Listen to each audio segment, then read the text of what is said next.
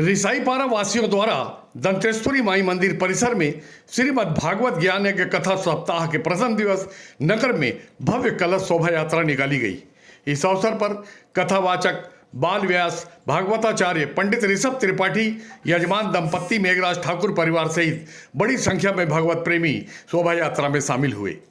1 फरवरी से 8 फरवरी तक चलने वाली श्रीमद् भागवत कथा के द्वितीय दिवस कथावाचक पंडित ऋषभ त्रिपाठी ने परीक्षित जन्म और सुखदेव जन्म कथा का प्रभावशाली वर्णन करते हुए अवतारों की श्रृंखला पर प्रकाश डाला।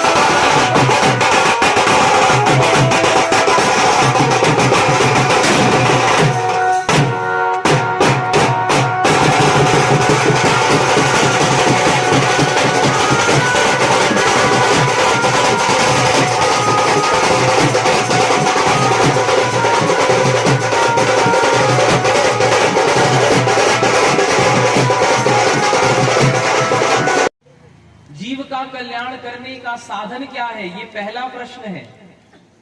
दूसरा प्रश्न पूछा कि सारे शास्त्रों का सार क्या है, सारे 4 वेदों का, 6 शास्त्रों का, 108 उपनिषदों का, इन सारी चीजों का सार क्या है, ये दूसरा प्रश्न है।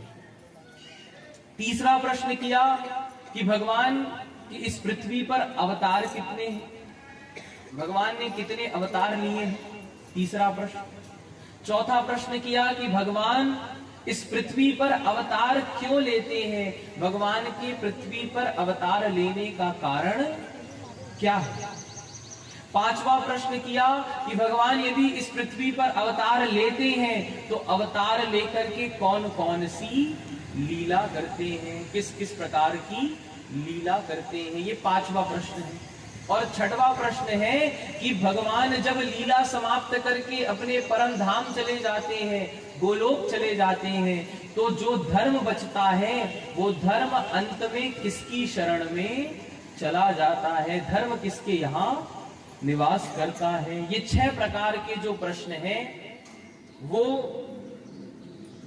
शौनक आदि संतों ने सूत जी महाराज से पूछे।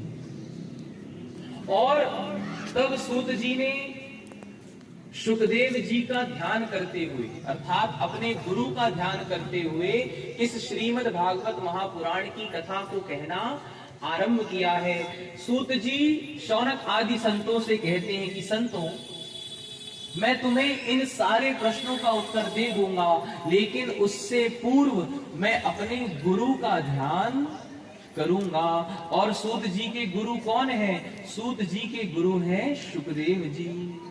और इसके लिए वेद व्यास जी ने लिखा कि यम प्रव्रजन्तमनुपेतमपेत कृत्यम द्वैपायनो विरह कातर आजुहाव पुत्रेति तन्मयतया तरवोभिनेन्दु स्तम सर्वभूत हृदयं मुनिमानतोस्मि।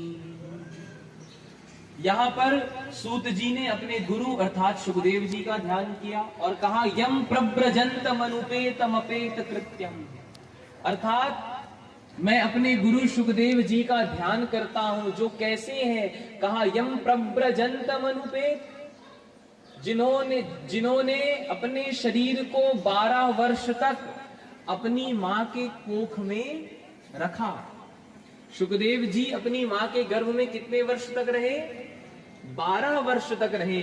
और मां के गर्भ से निकलते साथ ही उन्होंने ना तो अपने पिता का मुख देखा, ना अपनी माता का मुख देखा और सीधा वन की ओर दौड़ लगा दी।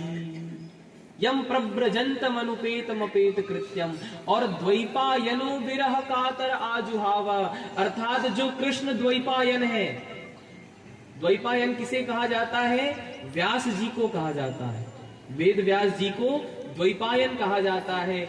ऐसे द्वैपायन व्यास जी भी अपने पुत्र के विरह में इधर उधर भटक रहे हैं। द्वैपायनो विरह कातर आजु हाव, क्यों तड़प रहे हैं, क्यों इधर उधर भटक रहे हैं? क्योंकि पुत्रेति तन्मयतया कर वो ही, उनको अपने पुत्र से क्या है? मोह है, पुत्र से प्रीति है। इसलिए अपने पुत्र को खोजने के लिए जो व्यास जी हैं वो इधर उधर भटक रहे हैं। लेकिन जो सुखदेव जी हैं उन्होंने तो दौड़ लगा दी है, और जब दौड़ लगाई है तो व्यास जी को जब अंत में सुखदेव जी नहीं मिले तो व्यास जी क्या करते हैं? कहा जितने भी वृक्ष वहां पर उपस्थित हैं, जितने भी पेड़ वहां पर उपस्थित हैं, वो सारे पेड़ों से वेद व्यास जी अपने पुत्र सुखदेव जी का पता मांग रहे हैं कि बताओ मेरा जो पुत्र है वो कहां चला गया। स्तम सर्वभूत हृदयम मुनिमान तोस्मी, मेरा जो पुत्र है वो कहां चला गया। अंत में जब सुखदेव जी व्यास जी को नहीं मिले तो व्यास जी वापस आ गए। ऐसे सुखदेव जी का जो ध्यान है वो सूत जी कर रहे हैं। और यहीं पर वैसे तो श्रीमद् भागवत महापुराण में सुखदेव जी के जन्म की कथा नहीं आती।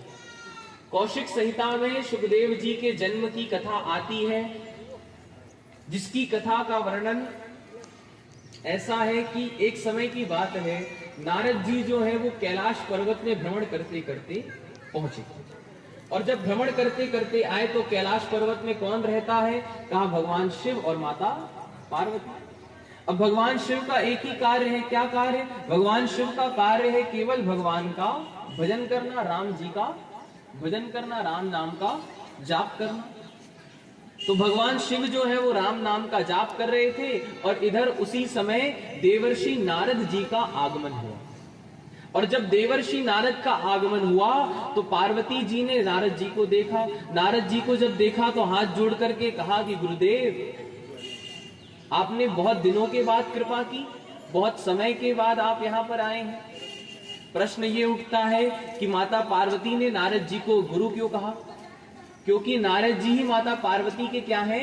गुरु हैं। बाल्य अवस्था में ही नारद जी ने मां पार्वती को जाकर के ज्ञान दे दिया था, जिस ज्ञान के कारण मां पार्वती का विवाह भगवान शिव के साथ संपन्न हुआ।